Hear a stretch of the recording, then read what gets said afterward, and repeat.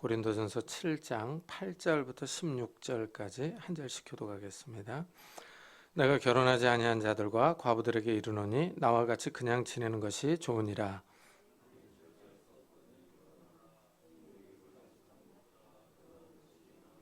결혼한 자들에게 내가 명하노니 명하는 자는 내가 아니요 주시라. 여자는 남편에게서 갈라서지 말고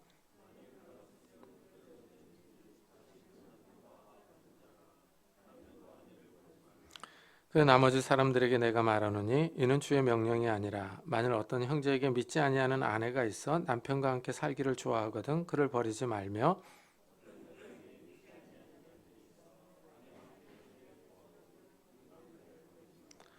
믿지 아니하는 남편이 아내로 말미암아 거룩하게 되고 믿지 아니하는 아내가 남편으로 말미암아 거룩하게 되나니 그렇지 아니하면 너희 자녀도 깨끗하지 못하니라. 그러나 이제 거룩하니라.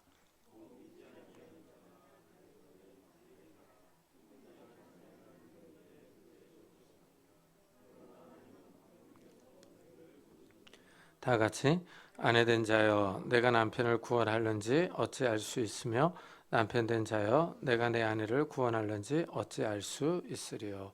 아멘. 이제 사도 바울이 7장 앞부분에서는 부부 사이의 성생활에 대해서 말했습니다. 그리고 아직 결혼하지 않은 이제 젊은 사람들과 과부들에게 이렇게 권면을 합니다. 내가 결혼하지 아니한 자들과 과부들에게 이르노니 나와 같이 그냥 지내는 것이 좋으니라 하고 말합니다. 이 바울은 독신입니다. 결혼하지 않았습니다. 이래서 혼자 지내는 것이 좋다 하고 말합니다. 사실 혼자 살면 편합니다. 가족에 대한 의무와 책임이 없습니다. 혼자 돈 벌어서 혼자 잘 먹고 살면 모든 것이 편할 것 같습니다. 혼자 사는 것은 현 시대와 잘 맞는 것 같습니다. 그래서 요즘 젊은 분들을 보면 늦게 결혼합니다. 싱글 라이프를 즐기는 것입니다. 이 결혼 생활의 구속에서 자유롭게 싶은 겁니다. 혼자 사는 삶을 즐기려고 결혼하지 않는 사람도 있습니다. 그러나 이 혼자 사는 것이 좋은 점만 있는 것은 아닙니다. 이제 성욕이 문제입니다. 바울도 이 점을 언급합니다. 만일 절제할 수 없거든 결혼하라. 정욕이 불같이 타는 것보다 결혼하는 것이 나으니라 합니다. 이 성욕을 불에 비유합니다. 불이 탈 때 무섭게 타오릅니다. 모든 것을 다 태워버립니다. 이와 마찬가지로 성욕은 그 사람의 삶을 다 태울 수 있습니다. 이래서 이 보면은 성범죄 사건으로 인생을 망치는 사람들이 있습니다. 이 부산 서면에서 일어난 일명 돌려차기 사건은 우리 사회를 떠들썩하게 만들었습니다. 이 귀가하던 여성을 뒤에서 돌려차기로 가격한 후에 실신하기까지 무차별적으로 폭행했습니다. 이후 CCTV가 없는 곳으로 여성을 끌고 가 성폭력을 시도한 사건입니다. 이 범죄를 모방해서 또 여성을 성폭행하려고 죽인 사람도 있었습니다. 성적 욕구가 얼마나 강한지 알 수 있습니다. 이 성적 욕구를 절제하지 못하면은 그 자신의 삶을 다 태웁니다. 사람을 죽일 수 있습니다. 자신뿐만 아니라 주위 사람들도 다 태워버립니다. 사람의 성욕이 얼마나 무서운지를 보여줍니다. 바울은 혼자 살면 이 성적 욕구를 해결할 수 없는 것이 문제라고 지적합니다. 바울은 이 점을 언급하면서 혼자 살려면 성욕구를 절제해야 한다고 말합니다. 참고 지내야 한다는 겁니다. 하지만 이 참을 수 없으면 결혼하라 하고 말합니다. 결혼하는 것이 성욕이 불타는 것보다 더 낫다고 말합니다. 불타는 성욕으로 인하여 인생이 망가질 수 있기 때문입니다.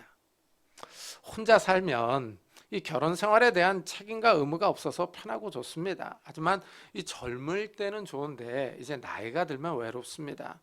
주위에 아무도 없기 때문입니다. 가족이 있어야 어려울 때 아플 때 위로를 받는데 혼자 생활에 왔으니 어려울 때는 위로해 줄 사람이 없습니다. 결혼하지 않으면은 외로움이 문제입니다. 함께할 가족이 없어서 이 보면은 우리 사회에서 고독사가 늘어나는 모습을 볼 수 있습니다. 자녀들을 낳아서 키울 때는 힘들고 어렵지만 부모가 늙었을 때 그래도 외롭지 않게 찾아와 주는 사람들은 자녀들입니다. 요즘은 혼자 사는 것이 편하다고 하면서 다 혼자 사는데 그래서 이제 부모와 같이 살지는 않습니다. 이래서 부모들이 더 외로운 시대가 되기도 했습니다.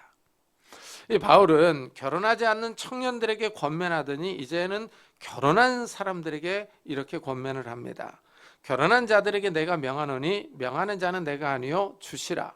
여자는 남편에게서 갈리지 말고 만일 갈라섰으면 그대로 지내든지 다시 그 남편과 화합하든지 하라. 남편도 아내를 버리지 말라 하고 말합니다. 한마디로 말하면 이혼하지 말라 하는 겁니다. 참 이 결혼은 서로 다른 남녀가 만나서 삽니다. 싸울 이유가 많이 있습니다. 그래서 보면은 이를 닦는데 아내는 치약을 밑에서부터 짭니다. 그런데 남편은 아무렇게나 가운데로 꾹 잡고 손에 잡히는 대로 짭니다. 이래서 이 치약 짜는 문제로 싸우는 부부가 있습니다. 그러다 이혼하는 부부도 있습니다. 이렇게 서로 다른 생활 습관으로 싸우는 일이 허다합니다. 이혼 사유가 됩니다. 그런데 바울은 결혼했으면 서로 갈라서지 말라고 합니다. 서로 참고 살라는 의미가 담겨져 있습니다. 이 구약의 율법에 보면은 이혼할 수 있는 경우를 제시합니다. 사람이 아내를 맞이하여 데려온 후에 그에게 수치되는 일이 있음을 발견하고 그를 기뻐하지 아니하면 이혼 증서를 써서 그의 손에 주고 그를 자기 집에서 내보낼 것이요 하고 말합니다. 이 고대 이스라엘 사회는 남성 중심의 사회입니다. 남자가 결혼한 아내에게 수치되는 일을 발견하면 이혼할 수 있습니다. 그런데 이제 이 수치되는 일이 무엇이냐 하는 겁니다. 이 수치스러운 일을 해석하는 데 문제가 있습니다. 그래서 여자가 많은 사람 앞에서 부주의하게 행동하는 것을 의미하는지 아니면 성적인 행동을 의미하는지 아니면 자녀가 없는 것을 의미하는지 여기서 명확하지가 않습니다.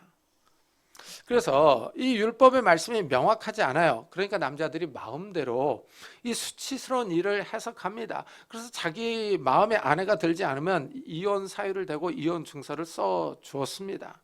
이래서 이 문제가 됐어요. 이혼도 문제가 됐습니다. 예수님 당시에도 이혼 문제가 대두됩니다. 그러자 예수님이 이혼의 사유로 한 가지만을 인정하십니다. 불륜입니다. 나는 너에게 이르노니 누구든지 음행한 이유 없이 아내를 버리면 이는 그로 간음하게 함이요 하십니다. 그러니까 이 신명기 율법에 나오는 수치스러운 일이 무엇이냐 하는 것을 이제 음행으로 불륜으로 명확하게 해석을 해주는 겁니다. 그래서 이 부부 사이에 불륜과 외도가 일어나면 이혼할 수 있다 하십니다. 그 당시 유대인 남성들이 여러 문제를 붙여서 이혼하는 것을 막으신 겁니다. 그래서 이 수치스러운 일이 무엇인지 명확하게 해석을 해주었습니다. 이 고대 이스라엘 사회에서도 이혼이 있었다는 사실을 알 수 있습니다. 고대 사회나 현대 사회나 이혼이 이 사회적인 문제가 되기도 됩니다. 이 불륜이 이 부부 사이의 이 큰 문제입니다. 흥신소 대표가 인터뷰하는 것을 들어봤습니다. 흥신소에 의뢰가 10건이 들어오면은 7, 8건은 불륜이라고 합니다. 그래서 이 불륜이 현대 가정의 큰 문제 가운데 하나입니다.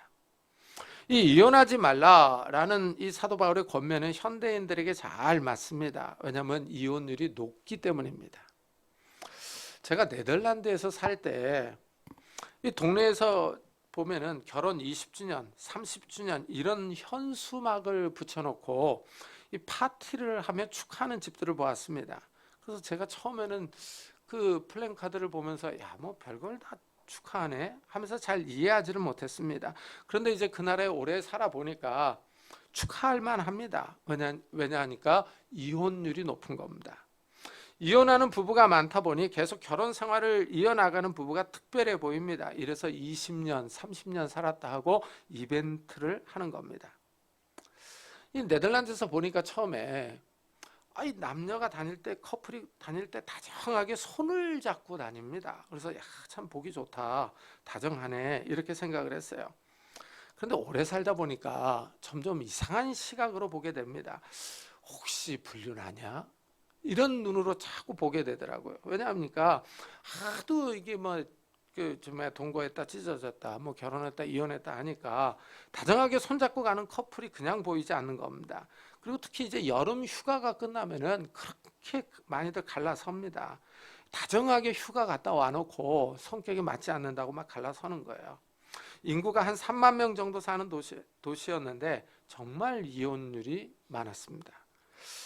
이렇게 이제 서로 갈라서지 않습니까? 그러면 이제 결혼할 때 자기가 가져온 물건은 또 정확하게 또 자기가 가져갑니다. 그래서 거기서 참 이혼이 심각한 문제구나 하는 것을 보고 왔어요.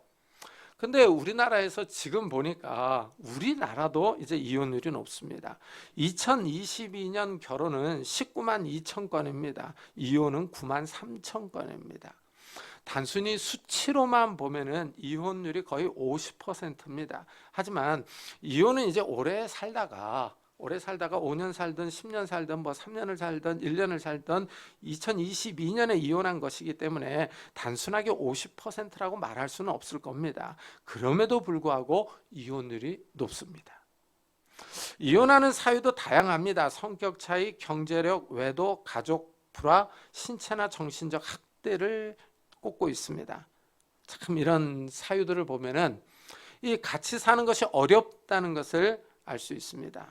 바울은 이 결혼했으면 서로 갈라서지 말라라고 권면을 합니다. 성격 차이가 나고 경제력에 문제가 있어도 원만하면 맞춰서 살라는 겁니다. 배우자의 단점을 품고 살라는 겁니다. 이 배우자의 단점을 품어주려면 넓은 마음이 필요합니다. 넓은 마음이 없으면 배우자의 단점을 품지 못합니다. 이 넓은 마음이 사랑입니다. 사랑은 허다한 죄를 덮는다고 했습니다. 서로 사랑하는 마음이 있으면 상대의 단점을 가려줍니다. 그러나 이런 마음이 없으면 지적하고 비판합니다. 상대의 단점을 후벼 파서 마음에 상처를 줍니다. 어떤 부분은 보면 결혼 초기에 실수한 것을 가지고 계속 이야기하는 사람도 있습니다. 마치 사골 우려먹는 것처럼 20년, 30년을 말합니다. 이러면 상대가 미칩니다. 싸울 때마다 결혼 초부터 시작해서 지금까지 잘못한 것을 다 말하면 피곤해서 못 삽니다. 싸울 때 될 수 있으면 상대의 실수나 허물을 말하지 말아야 합니다. 그래야 싸워도 금방 화해할 수 있습니다. 바울은 이렇게 부부 사이에 갈라서지 말라라고 권면을 한 후에 이제 부부 사이에 한편은 믿고 한편은 안 믿는 경우를 말을 합니다. 그 나머지 사람들에게 내가 말하노니 이는 주의 명령이 아니라 만일 어떤 형제에게 믿지 아니하는 아내가 있어 남편과 함께 살기를 좋아하거든 그를 버리지 말며 어떤 여자에게 믿지 아니하는 남편이 있어 아내와 함께 살기를 좋아하거든 그 남편을 버리지 말라 그럽니다. 이 부부가 같이 예수를 믿어도 성격 차이로 많이 싸웁니다. 결혼하면 안 싸울 수가 없습니다. 30년 가까이 따로 살다가 만나서 한 공간에서 삽니다. 싸울 일이 많이 생길 수밖에 없습니다. 믿는 부부도 많이 싸우는데 한쪽이 믿지 않으면 싸울 일이 더 생깁니다. 신앙 때문에 갈등 요소가 하나 더 늘어나기 때문입니다. 배우자 한쪽이 믿지 않으면 종교 문제가 갈등이 됩니다. 우리나라에서는 일단 제사 문제가 걸립니다. 이 제사를 준비하는 것이 어렵습니다. 음식 만드는 문제로 많이들 싸우는 모습들을 볼 수가 있습니다. 이렇게 종교 문제로 갈등과 싸움이 일어나도 서로 같이 살기를 원한다면 바울은 이혼하지 말라 하고 권면합니다. 이 성격과 습관이 서로 달라도 같이 살라고 하는 이유는 믿지 않는 배우자가 거룩해질 수 있다는 겁니다. 믿지 아니하는 남편이 아내로 말미암아 거룩하게 되고 믿지 아니하는 아내가 남편으로 말미암아 거룩하게 되나니 그렇지 아니하면 너희 자녀도 깨끗하지 못하니라. 그러나 이제 거룩하니라 하고 말합니다. 믿는 남편이나 아내로 인하여 믿지 아니하는 배우자가 거룩해질 수 있습니다. 구원받을 수 있다는 겁니다. 이런 경우가 많습니다. 저희 부모님의 경우도 그랬습니다. 아버님이 황해도에서 신앙 때문에 피난 왔습니다. 이 전라도에서 피난 생활을 하다가 어머님을 만나서 결혼했습니다. 근데 어머니는 시집 오면서부터 아버님 때문에 교회를 다니게 되었습니다. 그 어머님 집안은 정말 예수를 믿지 않는 집안이었어요. 근데 이제 어머니가 예수를 믿기 시작하면서 신앙생활을 잘합니다. 어머니 형제가 9남매였는데 장녀였어요.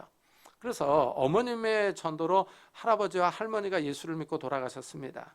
어머니 때문에 동생들 9명 가운데 6명이 예수를 믿었어요. 그래서 장로가 되고 권사가 됐습니다. 그래서 그 집안들에서 이 자녀들 가운데 이 목사가 또 많이 나왔습니다. 그래서 우리 외가 쪽으로 어머님 쪽으로 이 목사들이 많이 있습니다. 참 이 한 사람으로 인해서 어머니 한 사람으로 인해서 많은 사람이 예수를 믿었습니다. 물론 이렇게 이제 가족을 전도하려면 계속 같이 잘 살아야 합니다. 아버님이 어머님과 계속 같이 살아서 이런 결과를 가져왔습니다. 결혼 생활을 잘해야지 전도가 됩니다. 근데 저희 아버님 같은 경우를 보면은 상당히 좀 인텔이셨는데 하는 일마다 안 됐어요. 이 비행기를 타면 비행기가 떨어집니다. 파일럿 출신이었어요. 공무원이셨는데 공무원이 되는데 또 잘립니다. 근데 우리 큰아버님은 고위공무원으로 은퇴를 하셨거든요. 그래서 이상하게 하는 일이 안 됐어요. 그래서 경제력에 문제가 있었어요. 어렸을 때서부터. 근데 어머니가 그것을 잘 참고 사신 거죠. 그러니까 이혼하지 않고 갈라서지 않고요. 그러니까 참 이렇게 좋은 결과를 가져온 것 같습니다. 이 결혼 생활을 잘해야지 전도가 됩니다. 계속 싸우고 때리면서 예수 믿으라고 하면은 믿음을 가질 수가 없습니다. 배우자를 학대하면서 신앙생활을 강요하면 더 반발할 겁니다. 믿지 않는 배우자와 같이 살면서 전도하려면 이 생활을 잘 해야 합니다. 이래서 바울은 아내된 자여 내가 남편을 구원하려는지 어찌 알 수 있으며 남편된 자여 내가 내 아내를 구원하려는지 어찌 알 수 있으리요 하고 말합니다. 믿는 사람이 먼저 모범적으로 가정생활을 하면 믿지 않는 배우자가 신앙을 가질 확률이 높다는 것입니다. 바울은 마지막으로 믿지 않는 사람들의 이혼 문제를 다룹니다. 혹 믿지 아니하는 자가 갈리거든 갈리게 하라. 형제나 자매나 이런 일에 구애될 것이 없느니라. 그러나 하나님은 화평 중에서 너희를 부르셨느니라 합니다. 믿지 않는 사람들의 이혼은 자유롭습니다. 믿는 사람들이 관여할 문제는 아닙니다. 그러나 믿는 사람들의 이혼 문제는 다릅니다. 왜냐하면 하나님이 계시기 때문입니다. 믿지 않는 사람들은 하나님과 상관이 없습니다. 하나님의 뜻을 추구하지 않습니다. 하나님 없이 자유로운 삶을 살아갑니다. 그러나 성도들은 하나님이 계십니다. 이래서 성도들은 하나님의 뜻을 추구하며 하나님의 말씀에 맞게 살려고 합니다. 성도들은 이 하나님의 뜻이 드러난 말씀을 따라서 삽니다. 결혼은 자유롭게 할 수 있습니다. 그러나 이혼은 간음 아니면 하지 말라 하고 말하고 있습니다. 그러니까 성경의 원리는 이제 이 간음의 문제 아니면 부부가 서로 갈라설 수 없다는 겁니다. 다른 사유를 인정하지 않습니다. 근데 이제 또 우리가 살아가는 이 현실에서는 실제 믿어도 이미 이혼한 사람들이 있지 않습니까? 그럼 이혼한 사람들은 어떻게 되느냐라는 질문이 나올 수 있습니다. 우리가 하나님의 말씀을 어기면 이건 죄를 짓는 겁니다. 근데 죄는 경중이 있습니다. 무거운 죄가 있는가 하면은 가벼운 죄가 있습니다. 이혼했다고 해서 구원을 받지 못하느냐 하는 것은 아닙니다. 정말 어쩔 수가 없어서 이혼하는 분들이 있습니다. 남편이 도박을 한다든지 매일 술에 취해서 아내를 때린다든지 마약을 한다든지 하면은 정상적인 결혼 생활을 이어나갈 수는 없습니다. 이런 문제로 남편과 아내가 서로 맞지 않아서 이혼했다면 어쩔 수가 없는 겁니다. 이런 경우에는 자신이 이런 환경을 견디지 못한 이 약함 때문에 이혼한 겁니다. 그러나 이런 것이 그분의 구원 문제를 건드리지는 않습니다. 예수님이 이런 말씀을 합니다. 그러므로 누구든지 이 계명 중에 지극히 작은 것 하나라도 버리고 또 그같이 사람을 가르치는 자는 천국에서 지극히 작다 일컬음을 받을 것이요 누구든지 이를 행하며 가르치는 자는 천국에서 크다 일컬음을 받으리라. 이 말씀을 한번 잘 생각을 해보십시오. 누구든지 이 계명 중에 지극히 작은 것 하나라도 버리고 또 그같이 사람을 가르치는 자는 천국에서 지극히 작다 일컬음을 받는다 합니다. 작은 계명을 버리는 사람들이 있어요. 그렇지만은 천국에는 갔습니다. 그죠? 그러니까 요걸 잘 보셔야 돼요. 그러니까 우리가 하나님의 말씀을 완벽하게 지킬 수는 없어요. 만일 하나님의 말씀을 이미 어겼다면은 그것에 대한 회개를 하면 됩니다. 그렇다고 해서 이미 깨진 부부 사이가 도로 붙지는 않겠죠. 이미 이혼했으면 어쩔 수가 없는 겁니다. 그러나 이혼했다고 해서 우리의 구원을 잊어버리는 것은 아닙니다. 참 이 말씀을 기억하면서 우리가 죄를 짓더라도 정말 우리가 한번 받은 이 구원의 문제를 흔들어 놓는 건 아닙니다. 그렇기 때문에 거기에 대해서 회개를 하고 예수를 이제 더 잘 믿으면 되겠죠. 그래서 이 결혼 생활은 인내와 절제가 많이 필요합니다. 싸움이 나니까요. 넓은 마음으로 서로 이해하면서 살아야 됩니다. 그리고 제가 이 결혼 생활을 해보니까 그냥 상대를 불쌍히 여기면은 잘 안 싸우는 것 같아요. 아이고, 저 불쌍해, 나를 만나서 저렇게 사냐, 이런 마음을 갖고 있으면 불쌍해서 서로 잘 안 싸우는 것 같아요. 참, 그러니까 좀 이렇게 좀 서로를 불쌍히 여기면서 이해하고 궁일이 여기는 이런 성도님들이 되시기를 예수 그리스도의 이름으로 축복합니다.